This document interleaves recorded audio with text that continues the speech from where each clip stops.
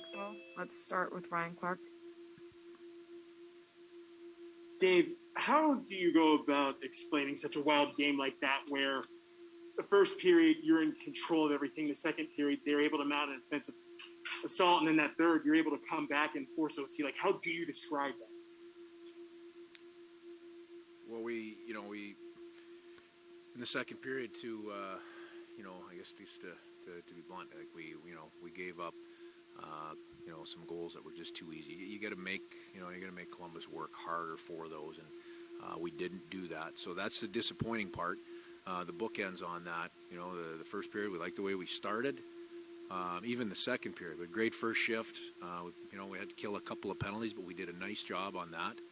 And we didn't close out the second period, which in a lot of nights has been a strength for us. So, the thing that our players can take a lot of pride in is coming out in the third period and playing an outstanding period, and earning 1 point. And at the end of the day, that makes losing the extra point and not being able to finish it out in overtime, a pretty hard pill for everybody to swallow.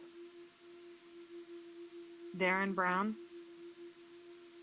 Dave, you've talked a lot about the resiliency of this group, and obviously showed it quite a bit there in the third period tonight.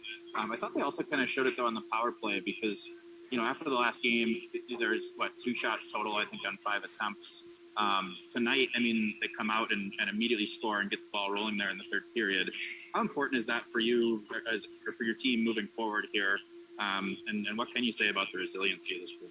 Yeah, well, that was obviously the spark that we needed in the third period, and the group talked about it earlier today in their power play meeting that we'd been on a good run for close to a month where we've been on top of it and really efficient. The last couple of games we haven't been at our level, a level that we expect out of ourselves, and the guys took it upon themselves to make sure that they were ready to impact the game tonight, and that was a great way for them to do it.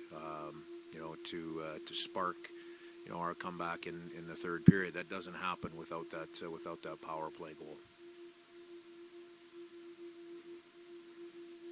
Any other questions? Ryan Clark.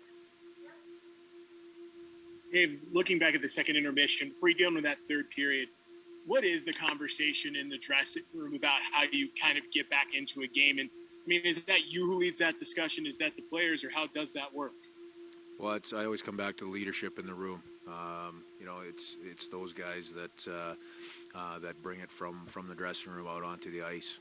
So there wasn't a whole lot said, but when you're in that situation, and we've gotten ourselves into that situation a little bit too often of late. But again, that was a reality. We were in that situation. So number one, that's you got to start off by making sure you're sharp and executing both without the puck, and then when you get it, to get up ice. And those are the things that got us in trouble at the end of the second period. So we wanted to start by concentrating on that, and then just going out and doing everything we could to get one, to see if we could ignite something to get ourselves back in the hockey game, and that in fact happened. Bob Condor. Hey, Dave, can you break down what you thought about Philipp Grubauer's performance tonight? Well, at the end of the second, we put him in a couple tough spots. With the especially with the game's at 2-1, and we gave up a breakaway and a quick 2-on-1, and those are, would love to not give those up. Would like to have a save on one of them. But the reality is we put our goaltender in a tough spot on those types of plays. Anyone else? Darren Brown. Hey, just a really quick one, Dave. Who replaces Jay Leach on the bench? Pardon me? Who replaced Jay Leach on the bench tonight? Well, Paul McFarland ran the D tonight, and Andrew Allen came down from up top and joined us on the bench. Got it. Thanks. All right, thanks, everyone. Thanks, Dave. Thank you.